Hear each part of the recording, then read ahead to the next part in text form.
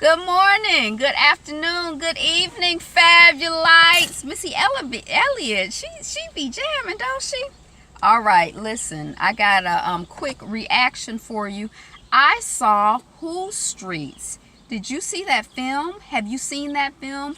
Before I get off of here, I want to read this text message because Poetry says something about limited distribution or nationwide distribution. Because if you have not seen it, you need to see it, because I'm going to see it again because it's excellent. Okay, so I saw it as part of Cinetopia yesterday. It's the only film that I actually got to sit and watch like a human being. Not like a worker.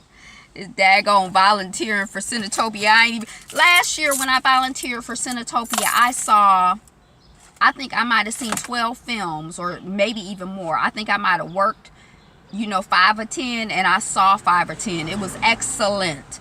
This year, I couldn't see the stuff because I was supervising. So I couldn't just relax and enjoy. But next year, we're going to have a better plan because I love to help, but I love a film festival. So, okay. First of all, I guess my question was, and I still didn't look it up, well, what is the connection between St. Louis and the Dred Scott decision? Because that was kind of some of the verbiage as the show opened, as the film opened. There was reference to the Dred Scott decision and something about St. Louis. I'm like, I don't know what the connection is. And I asked my mama, the lawyer, and she like, I don't know what the connection is. So we gonna do some research.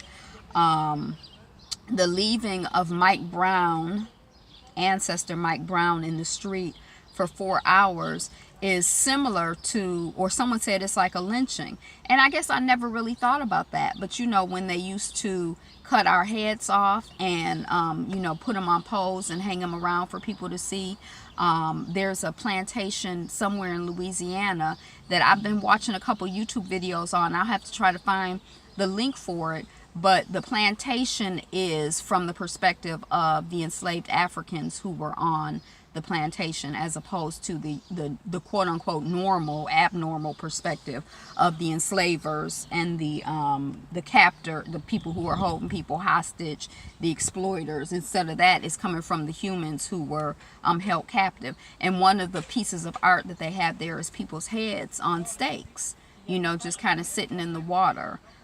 So it really makes me kind of sad that when I was living in that region of the country that I wasn't even aware of it, and I didn't go visit it, because I guess I was kind of like, what am I going to go to a plantation? It just didn't, I don't know. Although I do like looking at old buildings, but I just never got into the thought about a plantation tour. And if I had known there was a human-centered plantation tour, I probably would have wanted to go and see it. Okay, anyway, I got off track, but I'm going to get back. I'm going to go to my notes right now. I'm going to get back on track. So anyway, that was like a lynching.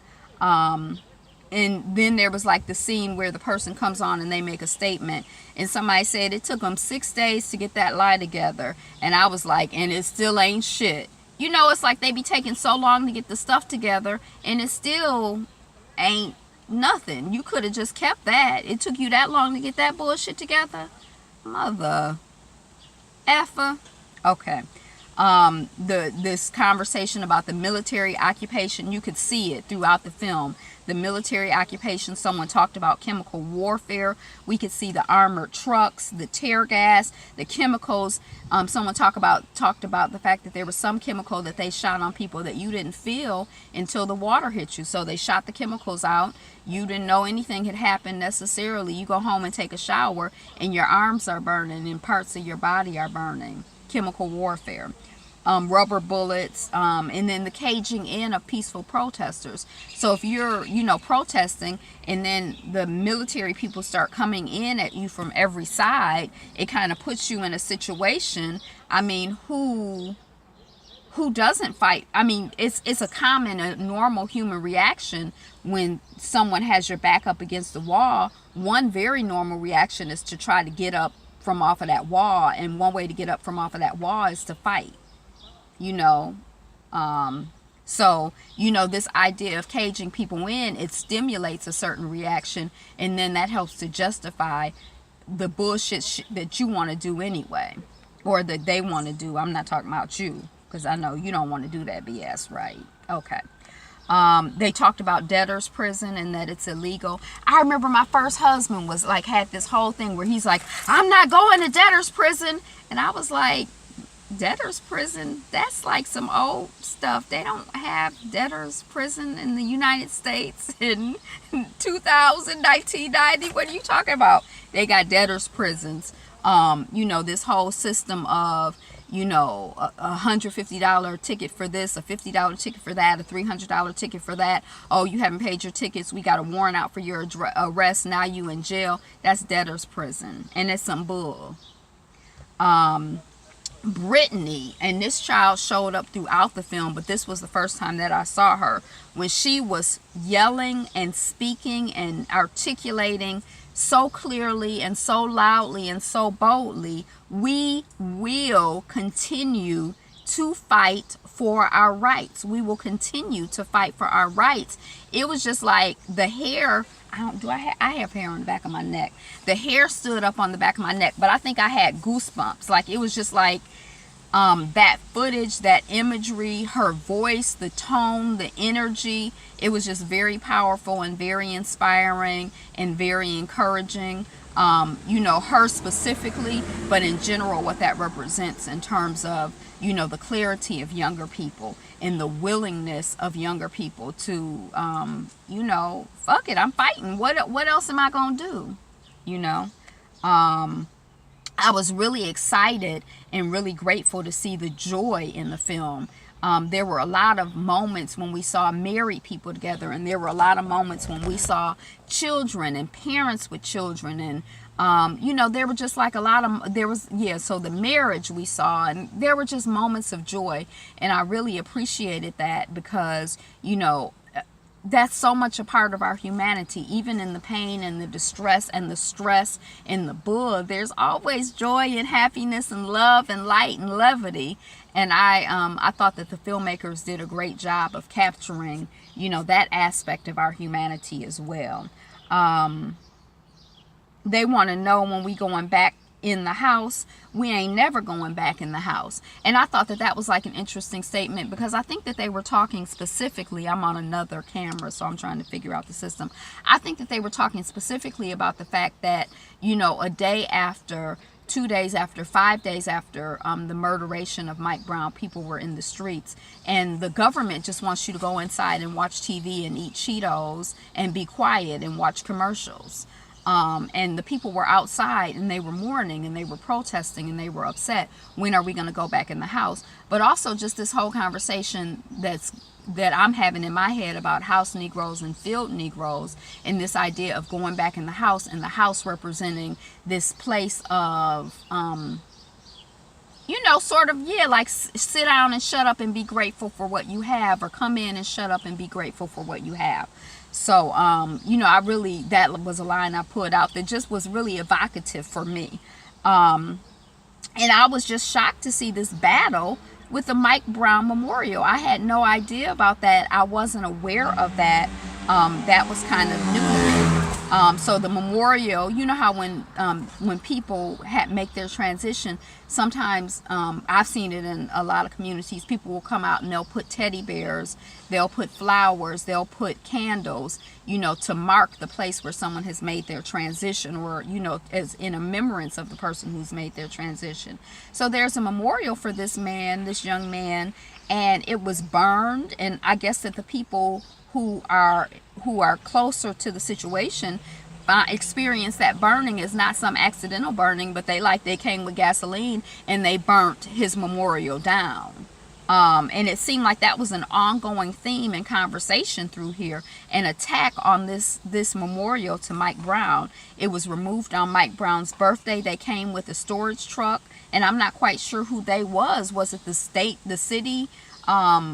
Who was it? Was it the police department? I mean, I didn't understand. I'm like, who moves a memorial? Now, it was in the street, but if the people in the community had put that memorial there and claimed that land in the street to memorialize and to pay tribute and homage to our ancestor, then what's really going on? And paying folks to remove stuff from the memorial. Someone else mentioned that as well.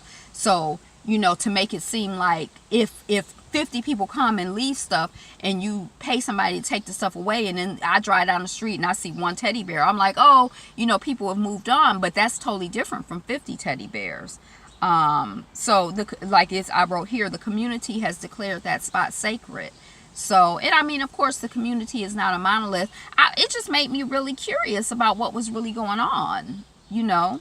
And also in the same way that, you know, someone wants to tell me, you know, well, your hair is all over your head and you need to do this, or you don't need to do that. Or, you know, when I had locks, people would say, oh, your locks are so nice and neat and pretty. They're not like, you know, those other locks. And I've been married to men who had locks, and both times they had those other types of locks. They weren't what I call bougie locks. But like, there's a proper way for us to be in the world, and somebody is trying to dictate and explain to us and put us in a damn box. And it's like, no, you can't tell me how to mourn. You can't tell me what space is my space for honoring my ancestors. So I just, you know, it was like something in there that seemed very, you know, it kind of caught my attention. And I hadn't heard anything about it being on the outside looking in. That was kind of a new dynamic to me. The beaded hair little girl blows a bubble through glossed up lips, holding a Black Lives Matter sign and leaning into her mom's side.